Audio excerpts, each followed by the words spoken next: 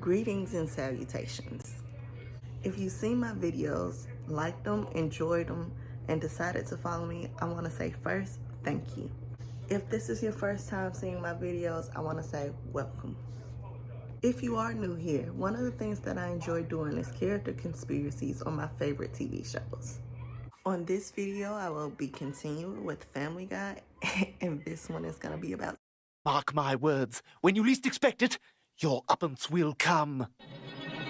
So like my other conspiracies on Chris and Peter, this conspiracy will focus on the early episodes of Family Guy.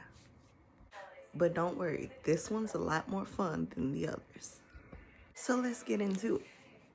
So some things that I noticed in the early episodes is that Stewie basically is a secret spy. So in the early episodes, Stewie used to have his own cutaway before the show actually used to start. So on one cutaway, a guy meets up with his partner, but instead of it being his partner, it turns out to be Stewie. Him and the guy have this big battle. They end up on top of the train, and where the guy is hanging off on the side of the train, Stewie pulls out his tools to finish his business. On another cutaway, Stewie infiltrates Osama bin Laden's cave. He beats up all the terrorists, including Osama, and then falls out of a cave. So one thing that you can notice about this is that when Stewie has his encounter with Osama, he doesn't arrest him. He doesn't end his life cycle. He leaves him there and goes on by his business and goes back home. So remember when Lois had that fever dream about Stewie and she had discovered his secret room full of weapons? Well, he actually did have that room, but she never found it. So you can definitely make the argument that the reason that Stewie has all the gadgets and the weapons is because he's so smart. You can also make the argument that these are nothing but Stewie's imagination and Lois having a dream. But here's where things get a little fun. Have you ever seen the movie Baby Geniuses? If you have, you know where I'm going with this. And if you haven't, that is perfectly fine. I'll explain it. So Baby Geniuses is a movie about a group of scientists who live under a mall and have this entire science lab where they study babies from the infants till they get older. They do all these tests to make these babies super smart and see how smart they are. But also, they teach them martial arts for whatever reason. Legit martial arts that they can beat up a grown adult male. Take a minute for a second. Does this not look like Stewie at a sexy party? You cannot tell me that's not Stewie at a sexy party. Matter of fact, hold on, I'm gonna pull it up. Stewie at a sexy party.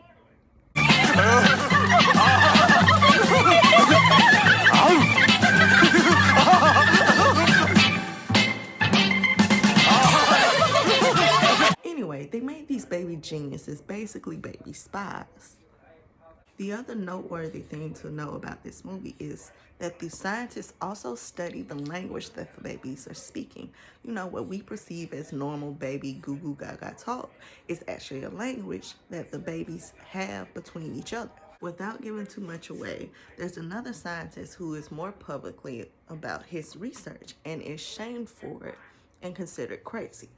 So he believed that the reason why we as adults don't remember this language or anything is because we go through something called a crossover. Basically forget everything we once knew as a toddler. The language, the education, all of those things are now gone and we're basically starting over from scratch. So how does this relate to Stewie? Well, I think Stewie is currently going through a crossover. So this would explain why Stewie has all the inventions that he has. It explains his secret room. But if you need a little bit more convincing, I got you. So if you pay attention to the earlier episodes, you would know that Stewie has an obsession with ending his mother's life cycle. So much so that that's really his only mission in life. He goes completely out of his way to try to end it. Now, before you say, but he did try to end it, remember, that was a simulation. Brian had called Stewie out about him being a little bit soft when it comes to his feelings for his mother. This upset Stewie, and Stewie ended up going out on a cruise ship to end his mother's life cycle. And in fact, he did. And Stewie will say at the end of that episode, well, it didn't work out well for me. And you can make the argument that this is the reason why Stewie isn't as obsessed as he was. But in my opinion, if you pay attention to the moments after he ends her life cycle, he immediately hurts himself, starts crying and calling for her, and then he realizes what he had done. I think this is where he realizes he needs her more than he thought he did. And this is kind of important because now, if you look in the newer episodes, Stewie's obsession isn't as strong as it used to be. He still wants her life cycle to end, and he still has to be the one to do it. He just doesn't go out of his way to do it anymore. You could take a look at his relationships between him and his siblings. His relationship with Meg is he pretty much thought, like Peter, that she was a dog. Stewie used his spy skills to go save his sister Meg from Paris. His relationship with Chris, he used Chris as a puppet.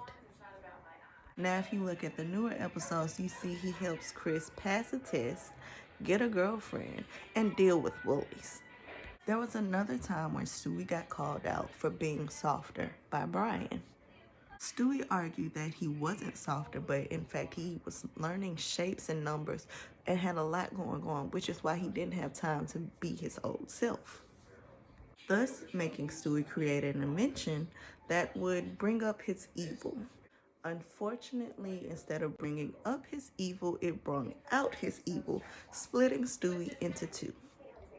During the battle of the Stewies, good and bad, they both ended up getting mixed up.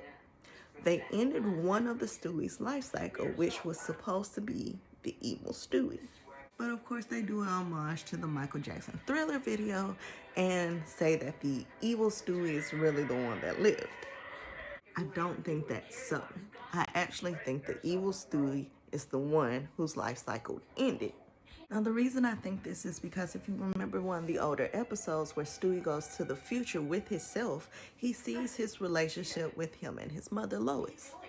It is not the relationship that he thought it was because he did not expect Lois to even be alive. In the same episode, he also explains that he put his world domination plans to the side. In my opinion, this makes a great case on how and why Stewie is going through a crossover, because that explains how we get from this Stewie to this Stewie to this Stewie. I hope you guys enjoyed this video.